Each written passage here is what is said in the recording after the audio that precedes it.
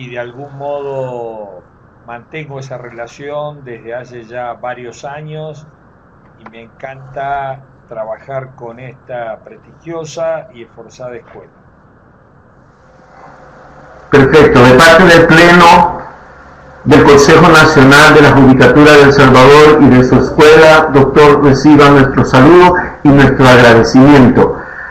Paso entonces al licenciado Mauricio Morales, el jefe del aula virtual, para que él continúe y también vea parte de su currículum, doctor. Gracias. De nada. Bueno, muchísimas gracias, licenciado Granadino, por sus palabras de bienvenida, de inauguración de este tercer webinario ya, que nosotros vamos a desarrollar en esta tarde del día jueves, 7 de marzo. Queremos decirle que el doctor Rodolfo Luis Vigo es un gran amigo de nuestra escuela y pues agradecemos mucho que esté acompañándonos en esta tarde un poco calurosa ya de verano de acá de nuestro país, y esperamos tenerlo en físico, de forma presencial muy pronto por acá en nuestro país, El Salvador. Voy a trasladar en este momento hacia ustedes la lectura del currículum del doctor Luis Vigo, Rodolfo Luis Vigo, y voy a dar lectura en este momento de este currículum. Dice: el doctor Rodolfo Luis Vigo es abogado, licenciado en Ciencias Políticas y doctor en Ciencias Jurídicas y Sociales, juez de la Cámara en lo Civil y Comercial y ministro de la Corte Suprema de Justicia de la provincia de Santa Fe, Argentina, 1988-2007, presidente de la Junta Federal de Cortes Supremas y Superiores, Tribunales de las Provincias de Argentina, 1994-1997, Premio CONEX en el rubro Jueces en 1998, profesor y conferencista en distintas universidades en América y Europa, miembro del Consejo Editorial de distintas revistas jurídicas, corredactor junto a Manuel Atienza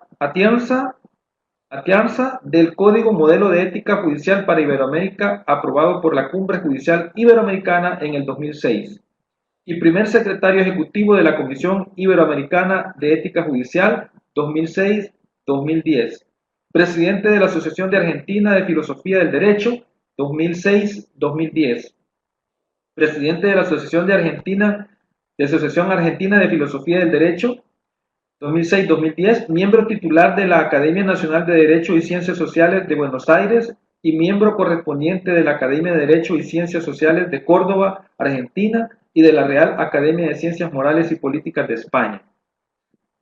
Director o coordinador de distintos posgrados universitarios y publicaciones periódicas. Ha recibido doctorados honoris causa. Autor de más de 25 libros. Cátedra Rodolfo Luis Vigo, creada en el 2010 por el Poder Judicial de Tabasco en México. Para nosotros es un placer esta tarde presentarles como ponente del tema Ética en la argumentación de las decisiones judiciales al doctor Rodolfo Luis Vigo, de nacionalidad argentina, quien nos va a degustar de una excelente ponencia, ¿verdad?, a quien le damos un cordial saludo y una bienvenida en esta tarde. Adelante, doctor. Muchas gracias. Bueno, el tema que me habían propuesto lleva este título de Ética en la argumentación de las decisiones judiciales. Quizás convenga introducirnos con el primer punto, que es el tema de la ética, dado que en general nuestras facultades de Derecho, nuestros juristas, conocen muy poco o nada acerca de la ética, y en buena medida porque en las facultades de Derecho, con inercia, se sigue enseñando aquello que el derecho no tiene nada que ver con la ética. Por eso resulta imprescindible introducir el tema de la ética antes de hablar de la proyección de la ética en la argumentación de las decisiones judiciales. A ver, uno podría decir en general que la ética apunta, el concepto central de la ética es el bien. Incluso, en algún sentido, uno lo corrobora a este concepto inicial en el lenguaje ordinario porque en general cuando atribuimos, predicamos de algo que está bien, queremos señalar que eso que está bien alcanza un nivel de plenitud, perfección en ese orden. Así, por ejemplo, si yo digo, si yo digo que la ética, digo, por ejemplo, que tengo un buen cuchillo para comer este asado, quiero decir que es un cuchillo que logra en el orden del cuchillo lo que uno pretende de un cuchillo, que es que corte bien. Y sin duda eso generará a su vez mi situación respecto a un buen cuchillo, que estaré feliz de tener un buen cuchillo, sobre todo si pienso en la posibilidad de tener un mal cuchillo. De la misma manera, esto se puede proyectar, si digo, de una buena película, de un buen partido de fútbol, de un médico, de un buen abogado, de un buen juez. Con este adjetivo, abogado bueno, juez bueno, cuchillo bueno, película bueno, estoy hablando de que estoy frente a un sujeto, a un individuo de esa especie, perdón, estoy hablando de, en ese sentido, de un individuo de esa especie que en definitiva alcanza un nivel de perfección en ese, respecto a lo que le pedimos a ese individuo. El bien, en consecuencia, remite a cierta perfección, acabamiento, plenitud. Muy bien, sí, por supuesto que hay distintas teorías éticas. Me gustaría entrar con algún repaso de algunas teorías éticas. ¿Por qué digo esto? Porque si bien ya he dicho que el concepto central de la ética es el bien y vamos a la ética a los fines de poder juzgar actos, normas, instituciones desde el concepto del bien y concluir si esa norma, si ese comportamiento, si ese profesional, si esa institución es buena o mala. Entonces, aquí hay distintas teorías éticas y por eso me gustaría introducirme que seguramente entre los asistentes hay variedad de teorías éticas. Por ejemplo, estarán aquellos que piensan que la ética, que el bien, es algo eminentemente subjetivo, que cada uno define el bien como quiere. En definitiva, no hay ninguna pretensión de objetividad, sino que cada uno define el bien como quiere. Si en definitiva uno adopta esta postura subjetivista, el bien es de cada uno lo define como quiere, no podemos pretender ninguna referencia de que hay algo así como una ética objetiva que exige un determinado modo de sentenciar. En consecuencia, este tema, mirado desde una perspectiva subjetivista, en definitiva escéptica, porque no hay nada que podemos conocer objetivamente, sino que cada uno define el bien como quiere, en consecuencia digo, si hay alguien que asuma esta postura subjetivista, el tema resultará absolutamente improcedente, porque no hay una ética en la argumentación de las decisiones judiciales, sino que cada uno dirá lo que quiera sobre cuál es esa ética, dado que no hay ninguna objetividad ética a la hora de pensar en la argumentación de las decisiones judiciales. Hay también una postura que podríamos llamar intersubjetivista en materia ética, es decir, que en definitiva lo que está bien y lo que está mal lo define cada sociedad como quiere. Bueno, aquí habría necesidad de hacer muchas precisiones, pero en términos un poco amplios, casi elementales, uno diría también que si la ética yo la remito a que la defina cada sociedad como quiera, Indudablemente ahí no podría tampoco tomarse con seriedad el tema que nos propone, dado que no hay una ética de la argumentación de las decisiones judiciales, sino cada sociedad determina cómo va a ser una buena argumentación de las decisiones judiciales. Pensemos que incluso hace algunos años, en unas declaraciones de un ministro de la Corte Suprema de Bolivia, parecía que este ministro acudía a la hora de decidir al arrojo, arrojaba las hojas de coca y eso parece que le daba alguna pauta de cómo decidir en el proceso que tenía entre manos. Claro, uno podría decir que desde una ética intersubjetivista, sociológica, bueno, supongamos que en esa sociedad se admite que las decisiones se adopten justamente apelando a las hojas de coca o como ocurría allá en la Edad Media, había algún mecanismo como por ejemplo esto de ordarías, etcétera, que en definitiva si el imputado lograba pasar por brasas calientes y sin quejarse, sin que sufriera daño, era inocente y viceversa era culpable. Y en definitiva la ética la definía cada sociedad. También tenemos unas teorías éticas que dicen que se llaman consecuencialistas.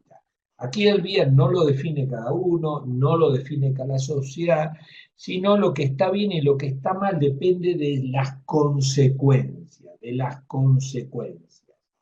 Y por ende, no hay una sentencia buena o mala, no hay un tratamiento a otro bueno o malo, sino que cualquier comportamiento puede ser bueno o malo a tenor de sus consecuencias. Por ejemplo, torturar no podemos decir que sea bueno o malo, sino que en algún caso, a tenor de las consecuencias que se generan de la tortura, estamos frente a un acto bueno.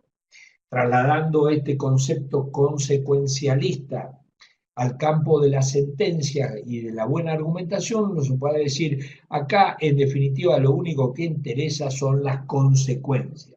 Si, por ejemplo, esas consecuencias son la mayor felicidad para el mayor número, eso será una buena decisión y una buena argumentación.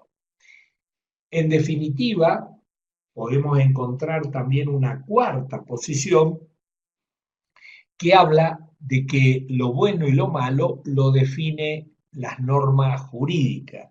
Y en consecuencia, si por ejemplo las normas jurídicas dicen que en definitiva cuando una de las partes pertenece a una raza determinada, hay una presunción que no tiene razón, alguna cosa así disparatada, bueno, en definitiva, si el juez sentencia aún sin argumentación o con argumentación, pero valiéndose de estas presunciones que impone la norma jurídica, eso sería una buena sentencia.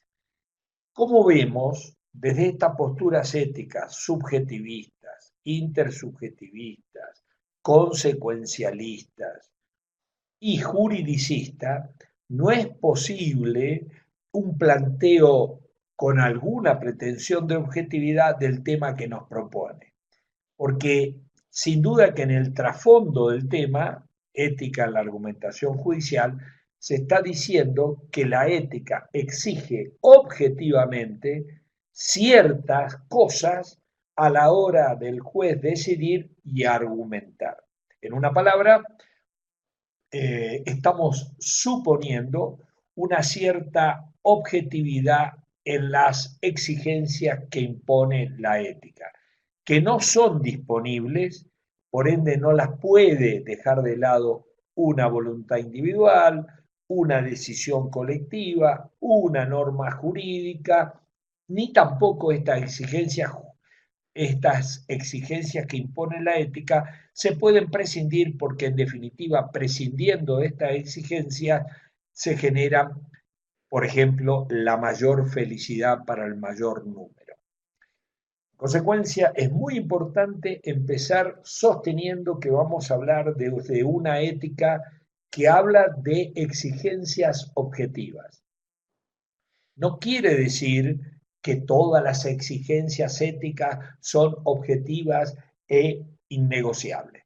Queremos decir que hay algunas exigencias objetivas y otras que se pueden disponer por el sujeto, por la norma jurídica, por la sociedad e incluso pueden tener en cuenta consecuencias. Supongamos, puede ocurrir que a lo mejor en una determinada sociedad, a tenor de un cúmulo de expedientes, haya alguna de estas exigencias de la ética que se ajustan de un determinado modo. Pero lo importante, el primer punto que quiero partir de la base, es que quiero hablar, cuando hablo de ética, de alguna ética objetiva. ¿Hay algún planteo ético objetivo que es posible conocer objetivamente y que ese planteo de exigencias éticas no quedan disponibles por la voluntad individual, por la voluntad social, por la voluntad del que hace la norma jurídica, ni tampoco depende de las consecuencias? Paso al segundo punto. ¿Y qué sería ya la ética proyectada al campo judicial? Lo primero que hablé es de la ética secas. Ahora vamos a hablar de la ética judicial. Tratando también de ser muy esquemático, uno podría decir que la ética judicial es un discurso de la razón, no viene de Dios. De algún modo la razón humana puede identificar esas exigencias éticas. Es un discurso de la razón dirigida al destinatario, en este caso al juez, procurando convencerlo al juez para que asuma en su función un compromiso con la excelencia, con la excelencia. Y ese compromiso con la excelencia de algún modo no solamente sea en el ser, sino en el parecer. Consecuencia, recapitulo.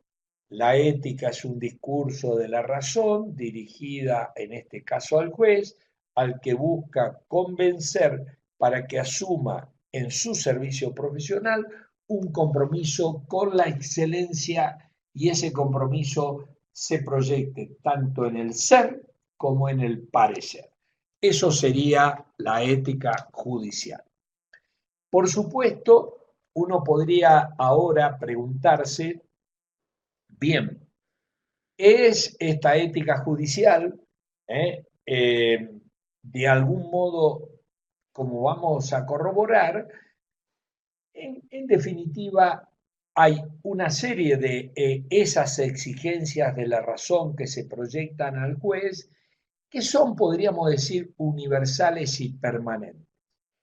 Aristóteles, en el libro quinto de la Ética Nicómaco, se refiere al juez como una especie de justicia encarnada y dice que la sociedad va al juez, el que tiene alguna dificultad en lo que le pertenece, va al juez buscando justicia porque él tiene como encarnada la justicia. Esta idea del juez que remite a 2300 años o 2400 años hacia atrás, de algún modo es lo que acompaña hoy la imagen y la función judicial. En definitiva, ¿qué es un juez?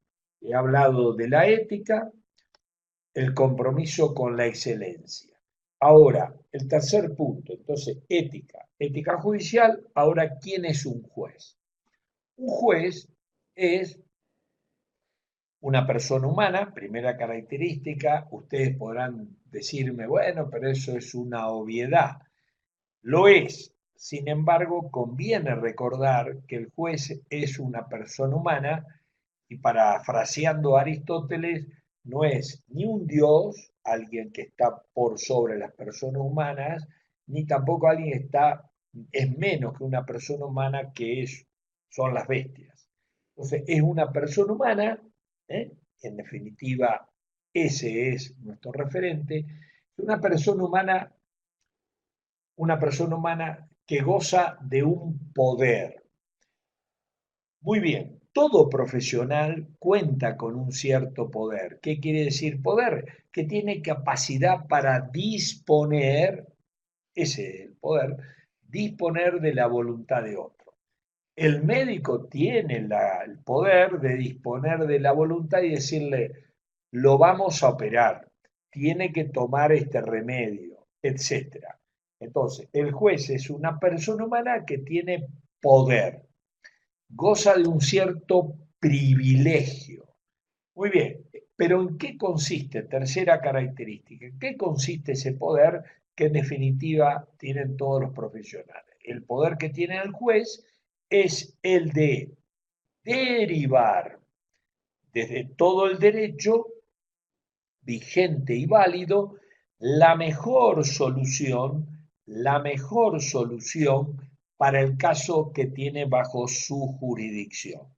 En definitiva, el poder del juez consiste en eso, con su razón, encontrar dentro del derecho vigente y válido la mejor solución, la solución más justa para el caso que tiene bajo su jurisdicción.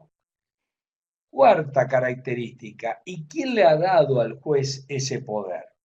El poder que tiene el juez, que ya dijimos su objeto, se lo da la sociedad. Por supuesto, esto es lo que nos ocurre claramente en nuestras sociedades democráticas.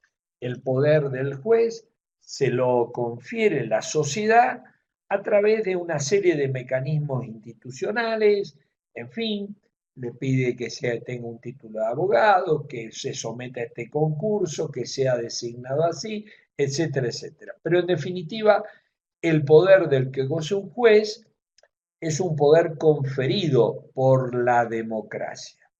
Y por supuesto también, ahora pasamos a otra característica, he dicho persona humana, poder, he dicho en qué consiste ese poder y he dicho en cuarto lugar que es un poder que le confiere la sociedad. Ese poder se lo confiere la sociedad, pero a su vez le impone una serie de deberes. Algunos deberes lo impone a través del derecho, otros deberes lo impone a través de la ética. Por eso sobre el juez pesan responsabilidades éticas y responsabilidades jurídicas. Sin duda en el Código Penal aparecen deberes jurídicos impuestos desde el derecho penal. Por ejemplo, si el juez vende una sentencia, responderá penalmente. Pero también le impone deberes el derecho civil. Si el juez incurre en un daño a las partes, puede ser reclamado ante un juez civil para que repare ese derecho.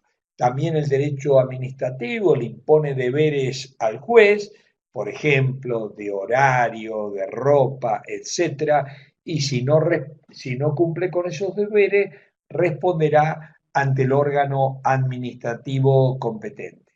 También el servicio, es decir, hay un cúmulo de deberes que impone el derecho penal, el derecho civil, el derecho administrativo, el derecho de la Constitución, el derecho internacional, porque si el juez presta mal el servicio, deberá responder ese Estado ante, por ejemplo, la Corte Interamericana de Derechos Humanos, etc. Pero también existe un deber ético, porque entre los deberes jurídicos y los deberes éticos hay diferencia, hay diferencia. Y paso ahora a este otro tema, ya no es la ética proyectada al juez, quién es el juez, sino para tratar de distinguir cómo sobre el derecho pesa deberes que impone el derecho y también deberes de la ética. Porque aquí me detengo. Hay diferencias entre el derecho y la ética. Por ende, hay diferencia entre esos deberes jurídicos y los deberes éticos. A ver, repasemos algunas diferencias entre el derecho que le impone deberes al juez y la ética que también le impone derecho. El derecho, en general, podemos decir que pide lo mínimo, lo mínimo. En cambio, la ética pide lo máximo. Por eso yo decía, cuando definía la ética, que la ética es un discurso de la razón, al que dirigido al destinatario, al que procura convencerlo, persuadirlo. El derecho es de mínimo, la ética es de máximo. Efectivamente, por eso uno podría decir que el derecho, las exigencias del derecho, son compatibles con la mediocridad profesional. En definitiva, cuando uno piensa en cualquier ámbito de cualquier profesión, seguramente uno puede distinguir en tres grandes sectores de esa profesión. En primer lugar, puede reconocer un pequeño grupo, siempre es un pequeño grupo, que ni siquiera se somete, cumple con los deberes jurídicos. Ahí están estos jueces que, por ejemplo, terminan vendiendo sentencias. Están, y en cualquier profesión, están aquellos que ni siquiera cumplen con los deberes jurídicos. Este sector, siempre pequeño de la profesión, terminará seguramente con problemas en los tribunales y con el riesgo de terminar preso. Siempre es un pequeño sector. Luego está el grueso de la profesión, en donde están el mayor número de profesionales, pero que son aquellos que se limitan a cumplir con lo que le reclama el derecho. Es decir, un cumplimiento meramente de los deberes jurídicos. Y por ende, estos que cumplen los deberes jurídicos, en definitiva, pasan por su servicio profesional, podríamos decir sin pena, sin gloria, porque nadie considerará que merece algún premio especial quien haya pasado por el trabajo profesional sin ninguna imputación de un delito. Pero finalmente está ese tercer grupo de la profesión de que se trate, por ejemplo, estamos hablando del juez, que son aquellos que cumplen el servicio, pero de una manera importante que no se conforma con la mediocridad que le pide el derecho. Porque claro, un juez puede, por ejemplo, limitarse a estudiar ese expediente y una vez más o menos que tiene elaborado su decisión, considera que ya le ha dedicado demasiado tiempo al expediente y aunque le queden dudas, dicta su sentencia. Por supuesto que el derecho ni se enterará ni le cuestionará a este juez nada, porque en definitiva su sentencia terminará siendo más o menos legítima. Para poner otro ejemplo, indudablemente voy a tratar de imaginarme una situación. Supongamos que yo tengo un determinado criterio fijado en sentencias anteriores, un precedente sobre esa cuestión que está discutiéndose en esta pila de expedientes. Bueno, y en el momento ya tengo identificado que todos esos expedientes 50 están ahí apilados y la sentencia en definitiva se limita a remitirse, a dar por reproducido aquella sentencia primera que dicté en ese caso que coincide con todos los casos que son iguales en estos 50 expedientes. Pero antes de firmar viene un secretario muy estudioso, muy diligente, y me viene y me efectúa el siguiente comentario. Mire, doctor, usted sabe que ayer en Alemania acaba de salir una sentencia sobre este caso que nosotros ya tenemos precedente y que usted va a dictar sentencia en estos 50 expedientes, que me parece que es una sentencia que de algún modo corrige lo que nosotros hemos dicho, porque introduce una lectura del caso, una nómina de argumentos, en fin, que me parece que nos obligaría a revisar el criterio precedente. Obviamente, yo podría proceder sin demasiada conciencia ética y reprocharle a este colaborador que venga a hacerme este planteo donde en un asunto que ya tengo criterio precedente, que incluso está validado, consentido, etcétera, y ponerme a trabajar en revisar este precedente significará mantener estos 50 expedientes pendientes de resolución y en consecuencia yo opto, sin que el derecho se inmute, en reiterar el precedente que tengo fijado y el derecho, en definitiva, como podemos corroborar, ni se entera ni se me hace ningún cuestionamiento, porque el derecho tolera esta mediocridad, pide lo mínimo y obviamente en el modo que lo puede pedir, en el modo que lo puede pedir, o sea, en la parte externa. Yo ya he tenido este expediente, tengo criterio, lo reitero, punto. Sin embargo, un juez, y como digo, violentar, no violentar, sino conformar mi conducta al derecho, aún contra la ética, resultará, como vemos, relativamente sencillo. Por eso decía yo que el derecho es compatible con cierta mediocridad.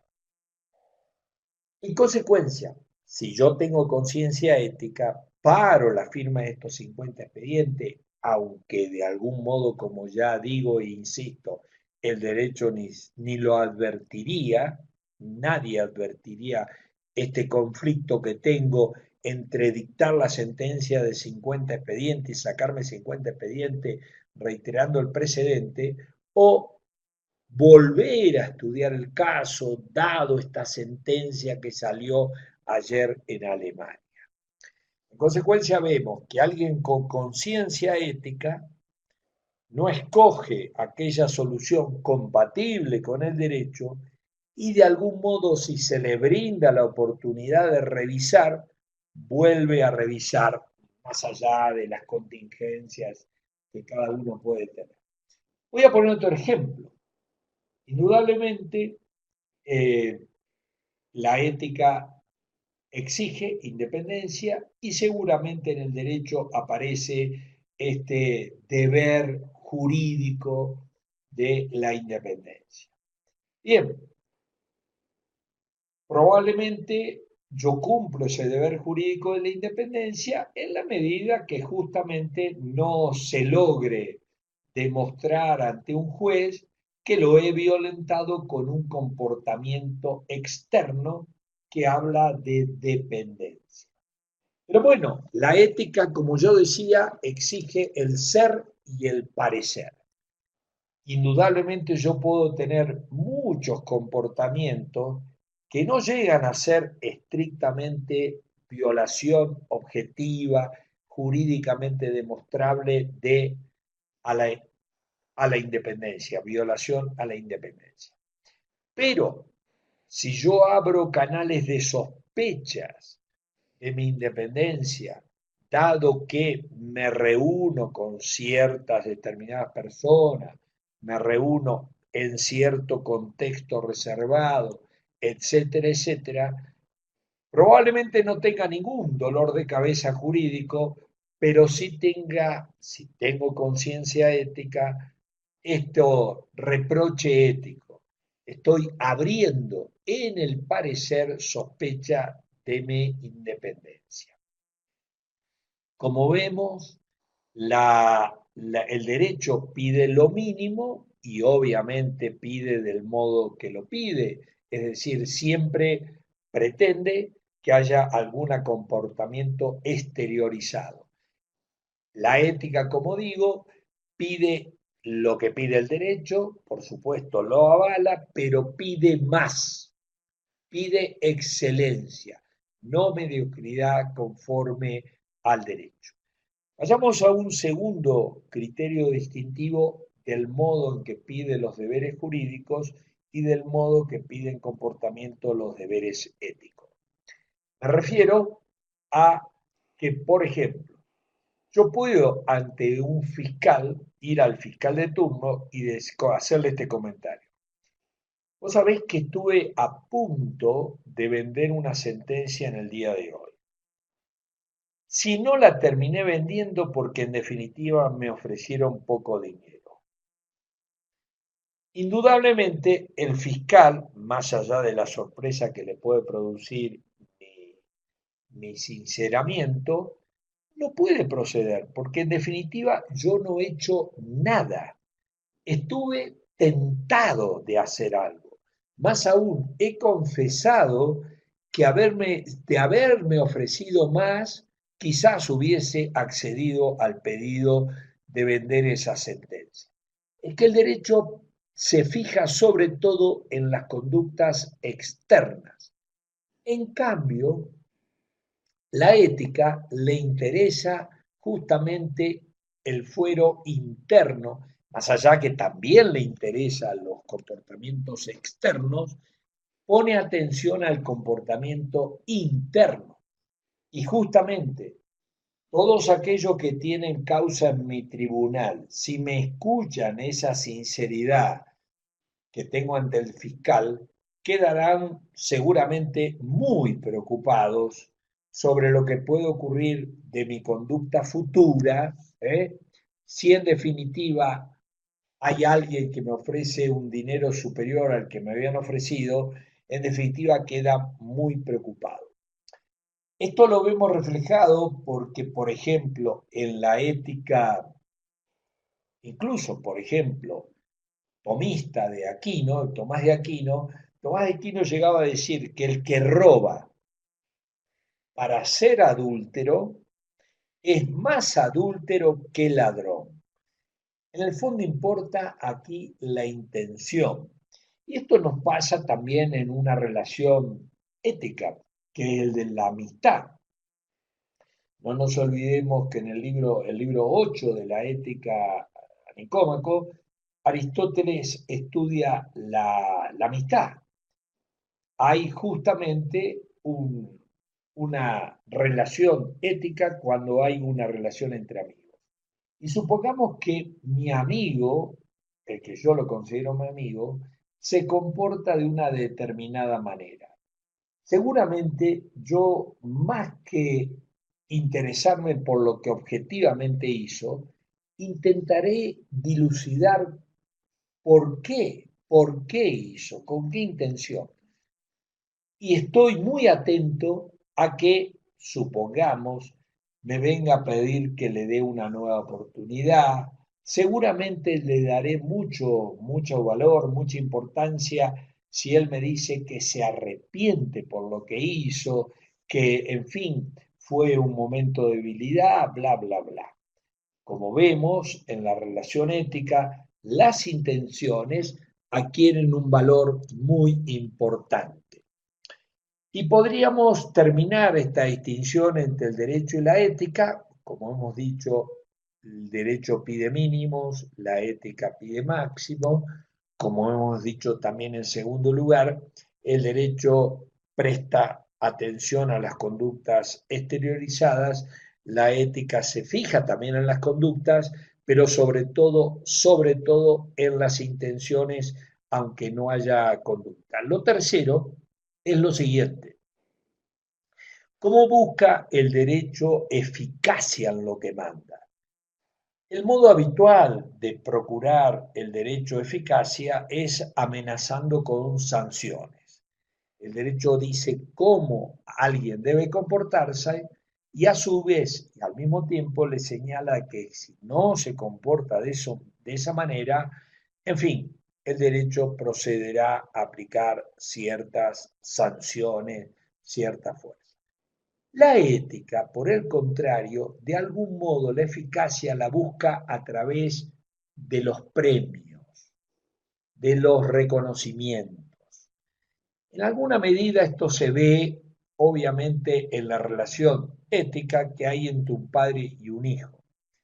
Era poco eficaz esa educación en la medida que un padre con vocación jurídica se limita a dar órdenes al hijo y de algún modo consigna, al mismo tiempo que le da la orden, la sanción que le va a aplicar. Cualquier padre sabe la importancia que tiene justamente de ir estimulando ese comportamiento a través de los premios. Si este hijo de algún modo se ha comportado así y ha recibido este premio, le brindo la posibilidad, supongamos, de jugar un poco más en la play, al fútbol o en lo que sea. Y esto, trasladado ya al ámbito judicial, funciona así. Los deberes jurídicos amenazan con la sanción del incumplimiento del deber. La ética procura justamente regular con eficacia ciertos comportamientos, pero para ello acude desde siempre a los premios, a los premios. Por eso uno puede señalar que en todo ámbito profesional uno podría alertar que mientras que los que violentan de la ética reciben justamente las sanciones, los que se ajustan a la ética, asumen un compromiso con la excelencia, seguramente solo a ellos se los reconocerá con los premios que conllevan levantarles monumentos, ponerle sus nombres a las calles, ponerle su nombre a la escuela, ponerle su nombre al auditorio, etc. Sí, mereceríamos monumento, que las calles tuvieran nuestro nombre, etcétera, solo por haber cumplido los deberes jurídicos, no haber tenido nunca problemas en los tribunales, seguramente nos faltarían calles y plazas para levantar monumentos. Por eso, este compromiso con la excelencia es un compromiso al que estamos todos llamados, pero seguramente aparecen nuestras propias limitaciones, nuestra voluntad débil, en fin, nuestras debilidades, como para que no alcancemos esos premios, esos reconocimientos. Por eso llegamos a decir en alguna oportunidad que en un código de ética pueden faltar obviamente las sanciones en un código de ética, estamos hablando de ética, no de deberes jurídicos, pueden faltar las sanciones, pero lo que no puede faltar en un código de ética, los premios, este reconocimiento. Es obvio que ninguno se va a comportar con excelencia dado que está buscando que le levanten un monumento cuando se muera. Y esto es así. A ver, para tratar de ir incluso señalando personajes más encarnados. Pongo un ejemplo argentino, dado que son los que me resultan más cercanos, no por falta de humildad como algún mal pensado puede pensar. Pero nosotros tenemos nuestro héroe nacional que es San Martín. Sin duda, es nuestro héroe, tiene muchas plazas con monumentos, etc. Ahora bien, en definitiva, San Martín era un militar. Y uno podría decir que si hubiese asumido su vida en una perspectiva exclusivamente jurídica, la verdad que no tenía sobre él ningún deber jurídico para, en un momento dado, incluso estando enfermo, asumir el riesgo que supone cruzar la cordillera de los Andes a los fines de enfrentarse con los españoles en búsqueda de la libertad de nuestros pueblos. Uno podría haber dicho que quizás, movido por alguna lógica mucho más egoísta, se le hubiese podido recomendar a San Martín que en lugar de asumir esos riesgos, este desgaste, que no se sabía cómo iba a terminar, más bien el pronóstico era complicado, se le hubiese podido aconsejar, dado que no violaba ningún deber jurídico, que se quedara en la provincia de Mendoza, ahí al lado de la cordillera de los Andes, y por ejemplo, comiéndose unos buenos asados, tomándose unos buenos vinos y disfrutando con los amigos, jugando a las bochas, disfrutando con su nieta, etcétera. Sin embargo, lo que escuchó San Martín no fueron deberes jurídicos porque los estaba cumpliendo todo. Más bien, ahí apareció la voz de la ética reclamándole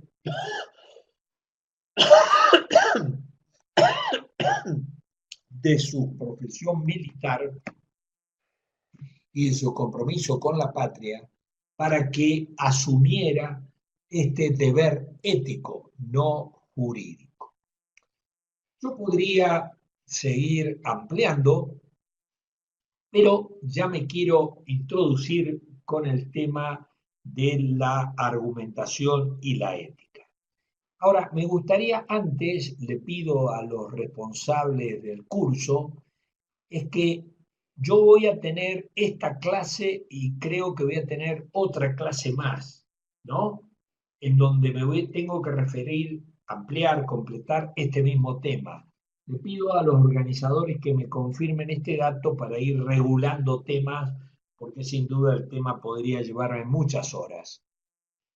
¿Es así como estoy suponiendo?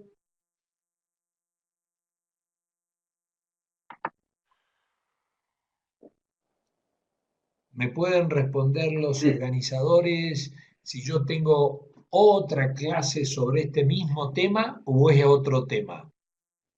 doctor, ¿me José escucha? Mauricio. Sí, doctor, Sí, el tema que se está en este momento desarrollando lo puede desarrollar en varias partes, como usted lo tenga estructurado, no hay ningún problema. Lo que sí debo aclararle que solo tenemos eh, una hora con 15 minutos para desarrollar la ponencia.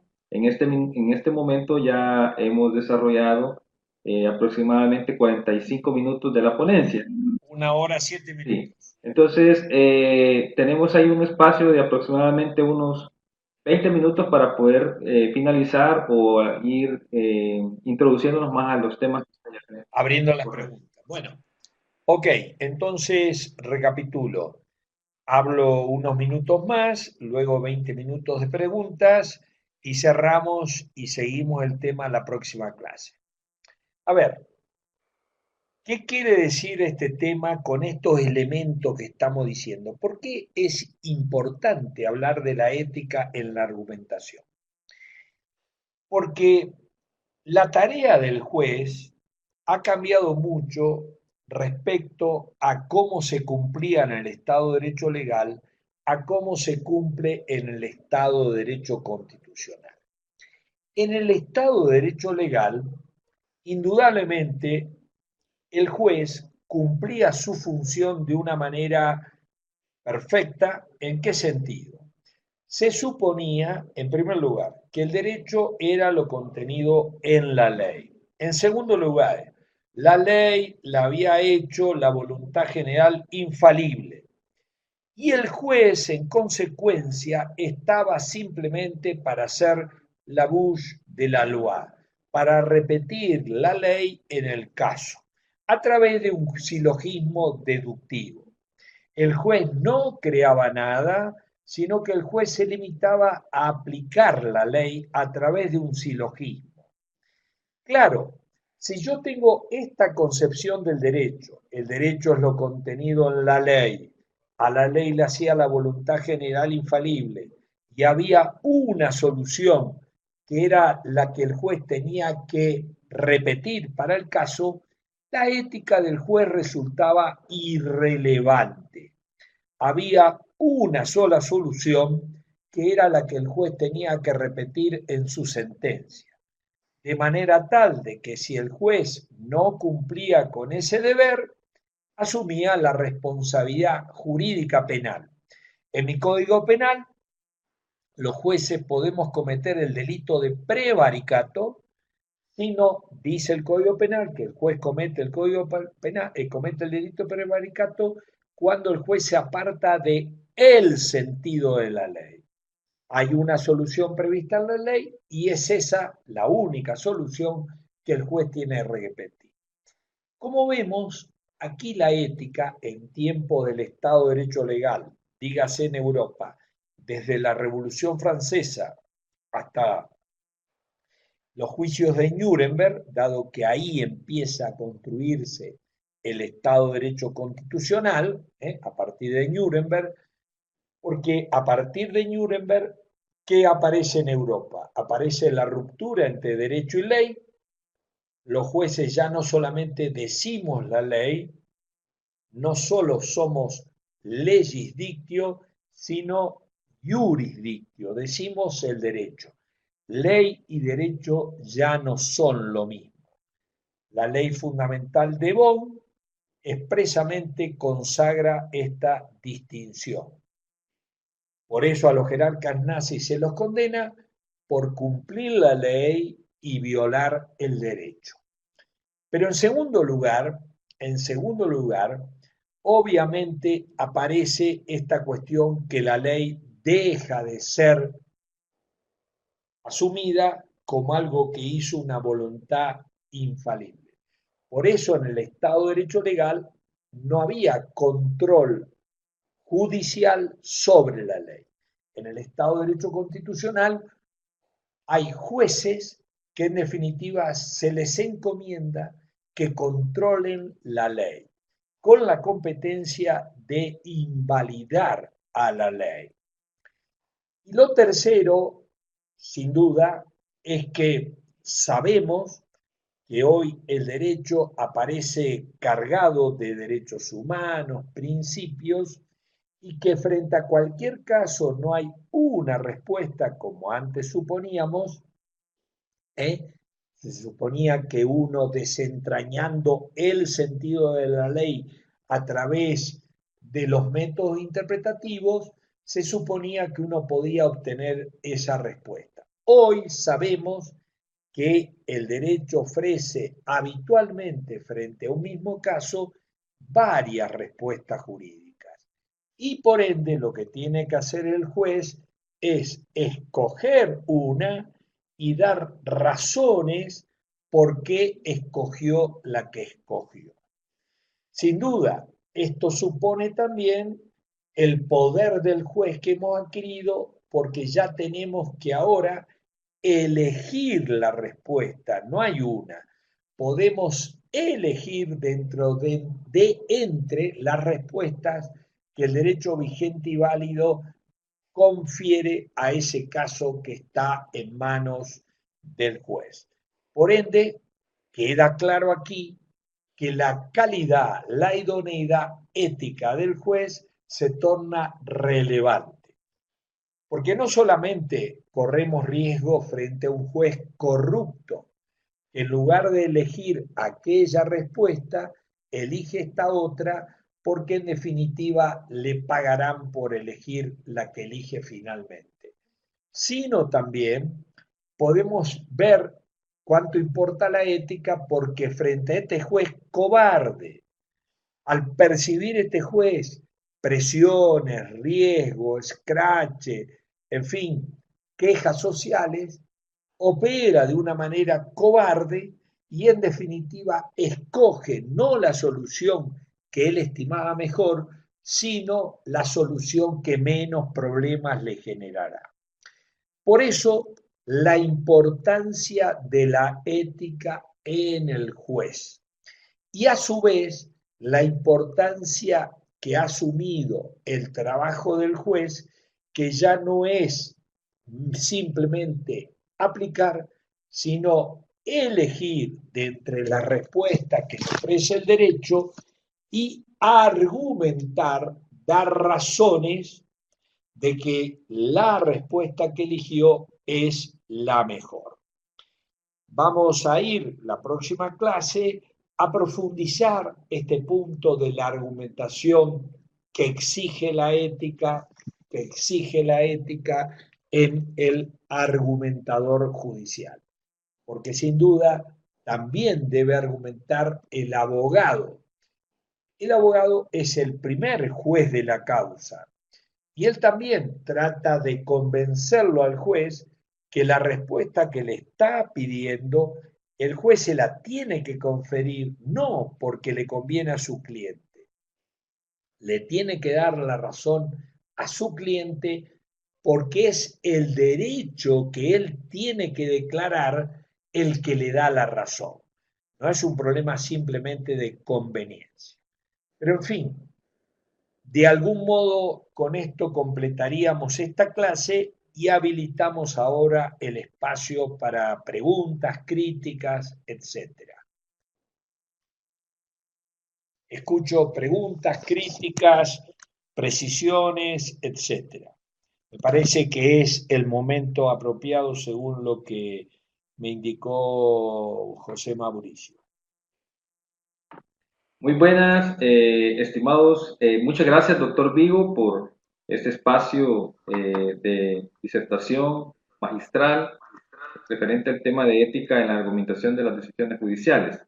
En este momento, la dinámica que vamos a seguir es que voy a ir dando lectura a las interrogantes o consultas que nuestros amigos han hecho en este momento a través del chat. Voy a comenzar con la primera pregunta que nos hace Fernando Galo, licenciado Fernando Galo, nos escribe una interrogante. ¿Hay exigencias éticas específicas de la argumentación en los órganos colegiados? ¿Cuáles serían? ¿Cómo se pueden compatibilizar la búsqueda de la excelencia en la argumentación judicial con la sobrecarga de trabajo de los tribunales y la exigencia social de productividad y eficiencia en el servicio? Bueno, me parece que hay como dos preguntas. Por un lado, cómo debería ser la argumentación y por Correcto. otro lado, la limitación contingente de ese juez en esa sociedad, en ese poder judicial que le impone la sobrecarga. Yendo a lo primero, recordemos que en el Código Modelo de Ética Judicial para Iberoamérica, que redactamos con Manuel Atienza en el año 2005, a lo largo del año 2005, y aprobaron las 22 Cortes Supremas en el 2006, ahí pusimos 13 principios de la ética judicial y el tercer principio es motivación. En el código de ética, motivar, el principio de ética motivar, equivale, puede ser asimilado a argumentación, a justificación, a motivación.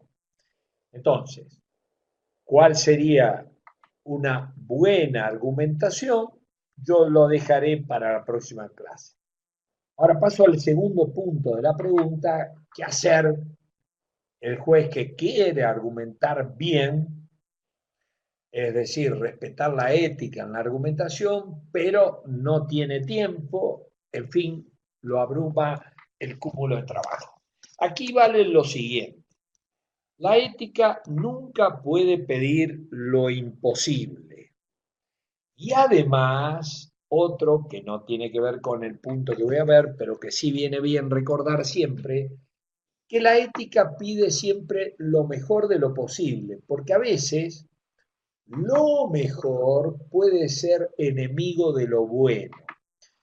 Me explico. Si yo tengo un hijo a quien le da el cuero solamente para sacarse 6 en el colegio, y sin embargo yo me empecino en que él saque 10, lo más probable es que no saque ni 6. En consecuencia, lo mejor puede ser enemigo de lo bueno. Y vuelvo al tema que yo planteaba: la ética nunca puede pedir imposible. Por eso, en fin, cada uno sabrá cómo compaginar el tiempo que el cúmulo de trabajo le permite dedicar a cada sentencia, cómo compaginar. Por supuesto que el tema es más complejo, porque si de pronto el tiempo que me permite mi cúmulo de trabajo, la verdad es que no me da tiempo para ver un expediente, para dictar una sentencia, lo más probable es que yo tenga que, de algún modo, hacer algún señalamiento público, cada uno sabrá cómo lo puede hacer, esto depende de cada sociedad, etcétera, etcétera. Pero que me parece que la conclusión sería esto.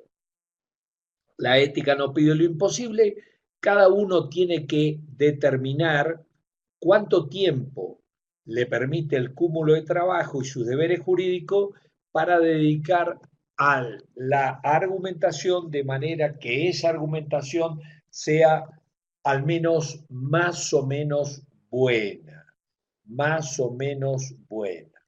No sé si he respondido, pero si no, bueno, seguimos conversando con el que formuló la pregunta, haciendo las precisiones respectivas. No lo escucho, José Mauricio. No lo escucho, no lo escucho. Muchas gracias, doctor. Ahora sí. Ok, vamos a continuar con la siguiente interrogante. A ver si logro leerla bien porque mi equipo está un poquito lento. A ver.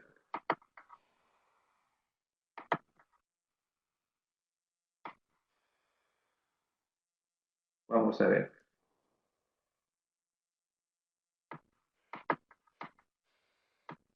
César Castaneda nos dice, ¿qué sucedería con la prueba ante la ética? Imagínese usted que éticamente el juez sabe que un demandado es culpable, pero no existen pruebas suficientes. En ese caso quedaría libre por falta de prueba. ¿Y qué sucede cuando el juez analiza los derechos del denunciado frente a la víctima? Bueno, a ver si entiendo la pregunta. El juez ha juramentado hacer su trabajo de una determinada manera y sobre él pesan deberes jurídicos y deberes éticos. Ahora bien, la tarea judicial es una tarea que se cumple por parte de un tercero imparcial. Y en definitiva, el juez no se puede poner de una parte, porque el abogado de esta parte muestra al juez todos los argumentos que tiene para que le dé la razón. El otro le muestra todos los argumentos, pero no se puede poner como abogado de una parte. Es cierto que sin violentar su imparcialidad, el juez tiene el primer deber conocer la verdad de los hechos, sin alterar esa imparcialidad. Pero en el fondo, esto es sin duda lo que ha enseñado el más importante procesalista en nuestro tiempo, que es Michele Tarufo. La verdad es condición de la justicia. El juez, dentro de su competencia, tiene que procurar conocer los hechos como en verdad fueron, pero dentro. Y entonces, seguramente siempre hay algo para hacer, éticamente obligado, de conocer los hechos, ir a ver la circunstancia y el lugar de que ocurrió la conducta que genera el proceso, tomarme en serio este informe pericial y conocerlo en profundidad, planteando los interrogantes, etc. Hay un deber ético del juez de decir lo justo, pero la verdad de los hechos es condición de lo justo, y por ende el juez tiene que hacer todo lo que está en la esfera de su competencia en aras de encontrar la verdad. En fin, de vuelta, si hay algo que quedó oscuro, necesita aclarar, etcétera, o rebatir, a disposición.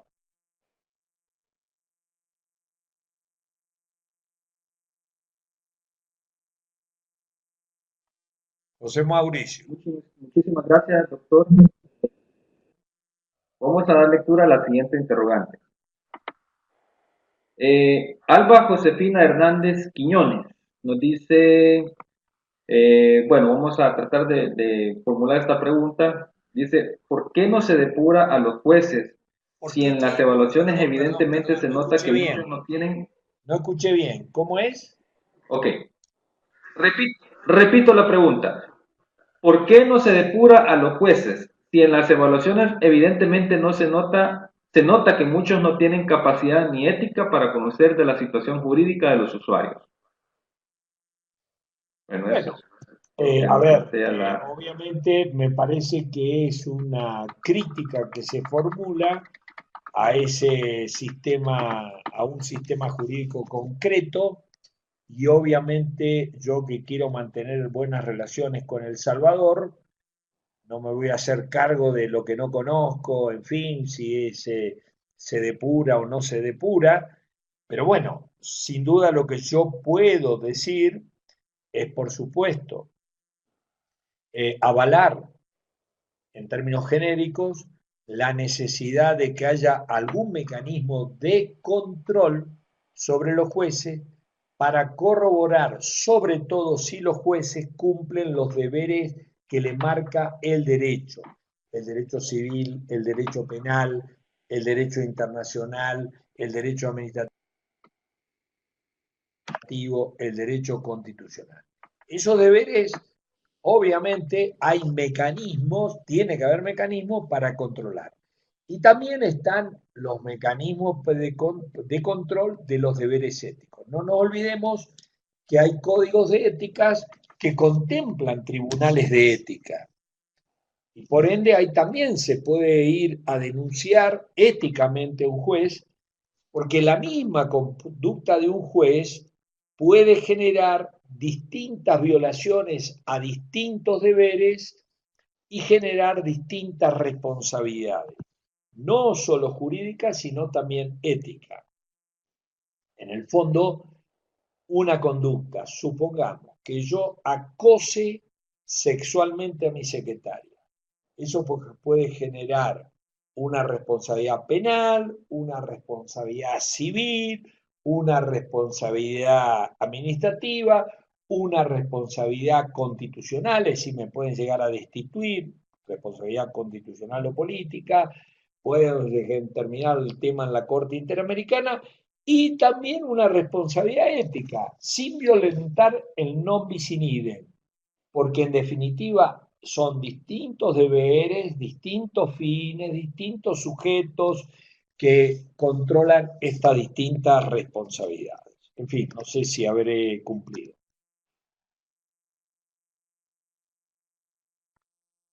¿Alguna otra Muchas pregunta? gracias, doctor. La siguiente interrogante que nos hacen, Rosa Amelia.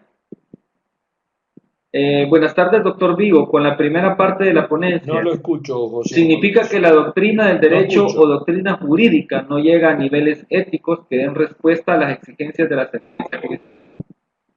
No escucho. ¿Me escucha, doctor? No escucho. ¿Me está escuchando, doctor? No escucho. Doctor Vigo, Alejandro, no sé si me estoy logra dictando una escuchar. clase. Estoy dictando una clase para la Corte Suprema de El Salvador, después te llamo. Sí, lo escucho, José Mauricio, ahora sí. La pregunta que yo respondí recién, no sé si hay algún otro juez que quiera hacer una pregunta. Ahorita le vamos a dar lectura a otra pregunta, doctor. Sí, Ok. Rosa Amelia nos dice, estimado doctor Vigo, con la primera parte de su ponencia, significa que la doctrina del derecho o doctrina jurídica no llega a niveles éticos que den respuesta a las exigencias de las sentencias judiciales.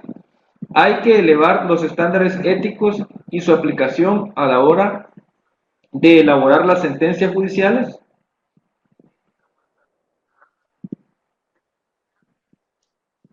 sí, efectivamente se entendió bien lo que pretendía decir.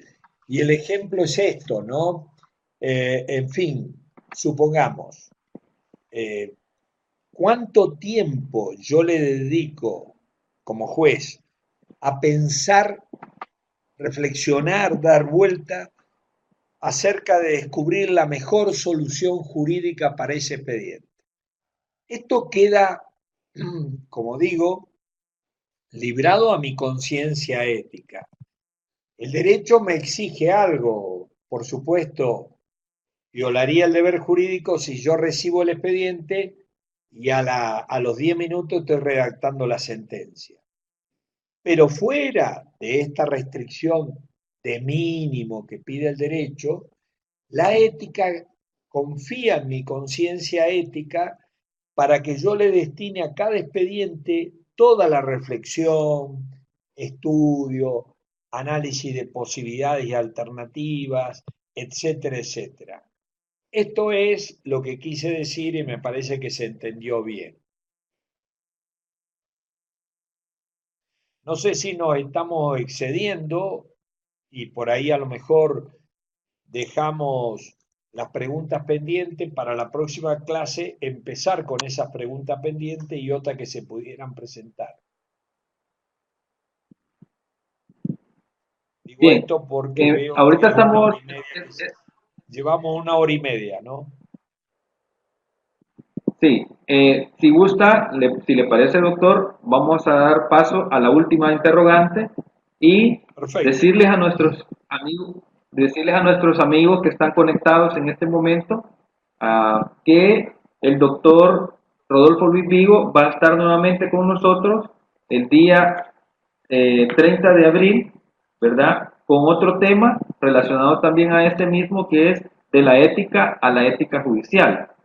Vamos a tener Sí, sí. nuevamente al doctor Vigo el 30 de abril. Así que vamos a dejar también pendientes estos capítulos para el próximo webinario, pero vamos a pasar a lectura la última interrogante.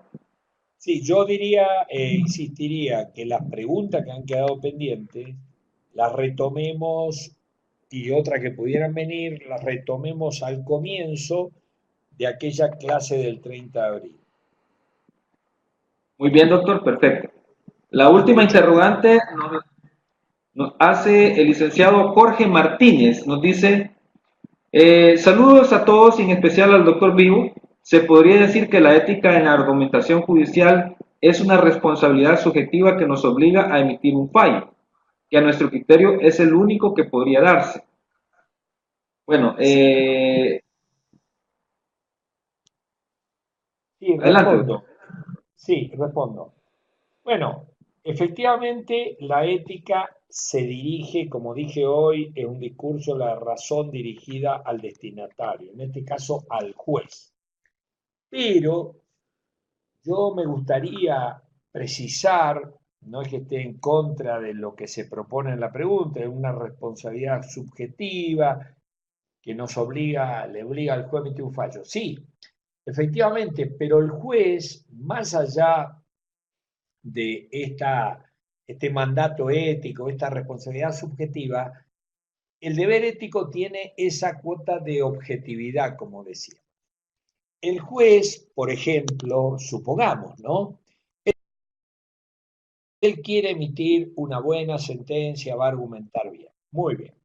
Su conciencia ética es absolutamente transparente, él cree que no incurre en ninguna falta ética, pero por ejemplo, está yendo a jugar al tenis con el abogado de las partes. Bueno, él tiene conciencia tranquila y de hecho, en fin, acordemos que efectivamente este abogado, que es amigo del juez y que van a jugar al tenis, o que este amigo que le ha ofrecido, lo ha invitado a la fiesta de cumpleaños, o este amigo que le ha ofrecido, le ha mandado un regalo poco relevante, no estoy hablando de un regalo que sospeche algo, sino, en fin, un libro, qué sé yo. Bueno, lo que quiero poner de relieve es que aquí hay ciertas exigencias objetivas que tienen que ver sobre todo con el parecer que no están disponibles para el juez.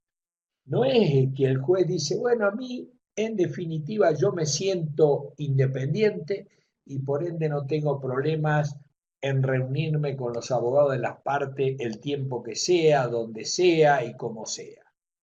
En consecuencia, la ética, por un lado, manda con cierta pretensión de objetividad.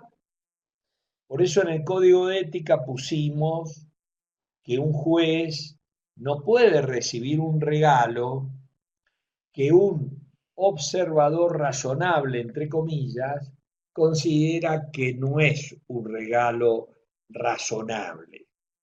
Entonces, aquí hay una cierta indeterminación, pero algo se dice. Por ejemplo, si el juez recibe de regalo con motivo de fin de año un auto, bueno, cualquier observador razonable dice que ahí hay algo más que una mera atención a este juez.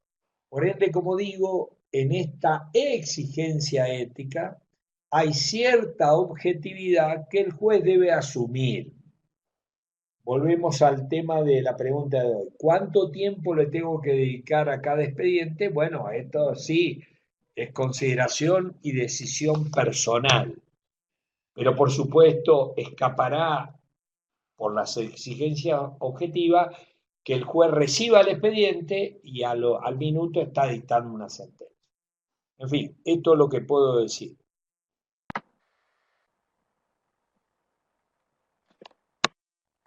Muchísimas gracias, doctor Vigo. Estábamos muy contentos de haber presenciado este primer tema, esta primer clase magistral de manera virtual.